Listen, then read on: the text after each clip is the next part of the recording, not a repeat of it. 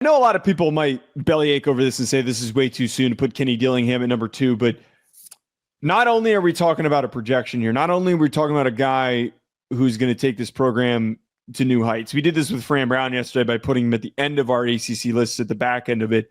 Fran Brown also didn't get to no playoff either. Exactly. Second season, coming off of an awful first year. They win the conference.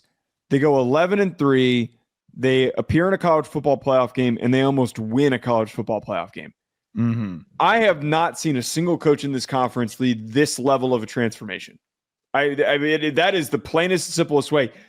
I have evidence of how quickly he has turned this team into a competitor.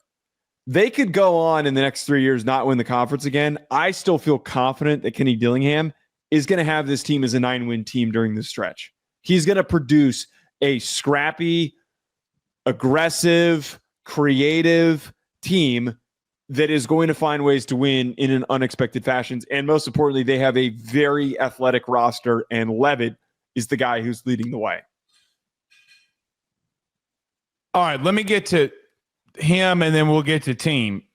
I do think that considering the cloud that was hanging over Arizona State after Herm left, what he has done in 2 short years is nothing short of amazing. Now, here's the thing that I will say about Kenny Dillingham that does worry me.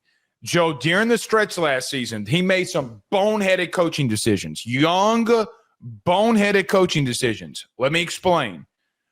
The punt at the end of what game was it? I think it was BYU, the ending of that game. That's horrible coaching. That is lack of situational awareness. They got through it. There are other parts during the season where I thought that, like, hey, man, you got away with it once. You kind of mad-hatted this thing.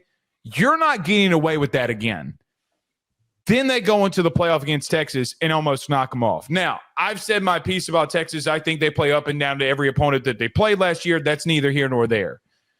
But they did almost knock them off.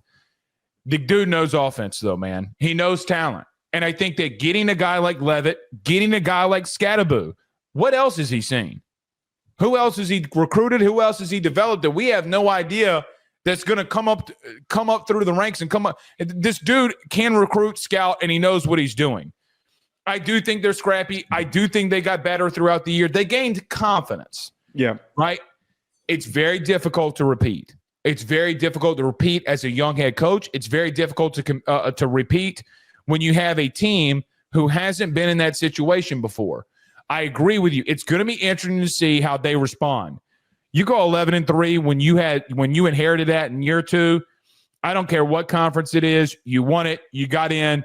It was an amazing turnaround. And look, every time Kenny Dillingham gets to the podium, he's asking for money for his collective, trying to get his players paid. No telling what Arizona State can do if they really start putting the pedal to the metal and investing in football. I think that they have an idea of what that they can be there.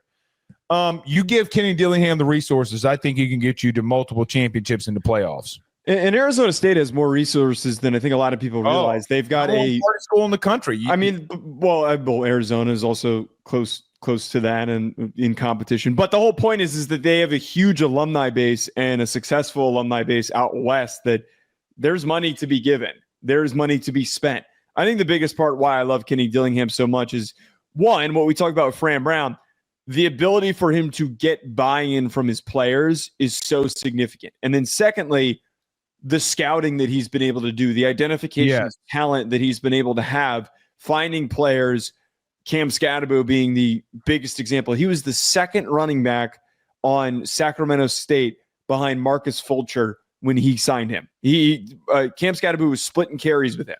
He wasn't even the primary back, and he turned him into a superstar at the college level.